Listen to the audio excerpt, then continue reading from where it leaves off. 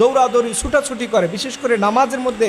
এর কারণ হচ্ছে আল্লাহর থেকে আমাদের অন্তরকে আমরা প্রোটেক্ট দিচ্ছি না। আল্লাহ নবী বলেছেন, ইয়া মুকাল্লিবাল কুলুব সাব্বিত কলবি আলা দীনিক, হে অন্তর পরিবর্তনকারী আমাদের আল্লাহ, আপনি আমার অন্তরকে দ্বীনের উপরে টিকিয়ে রাখুন।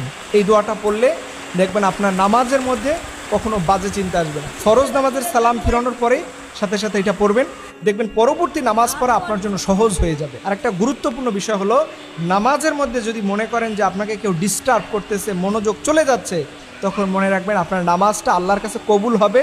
এটা যাতে কবুল না হয় এর জন্য শয়তান আপনাকে ডিস্টার্ব করতেছে, আপনার মনোযোগ এদিকে সেদিকে নিয়ে যাচ্ছে। এবং বিশেষভাবে নামাজের আগে মোবাইল ফোন, অন্যান্য ডিভাইসগুলো থেকে দূরে থাকবেন, একটু জিকির আজকার করে নামাজে যাবেন, দেখবেন আপনার মনটা প্রশান্তি থাকবে। আল্লাহ রাব্বুল আলামিন আমাদের সবাইকে এমন নামাজ পড়ার তৌফিক দান করুক যেই নামাজের মধ্যে যেন আমাদের কোনো বাজে চিন্তা না আসে। আল্লাহ সেই নামাজ পড়ার আমাদের তৌফিক দান করুক। সকল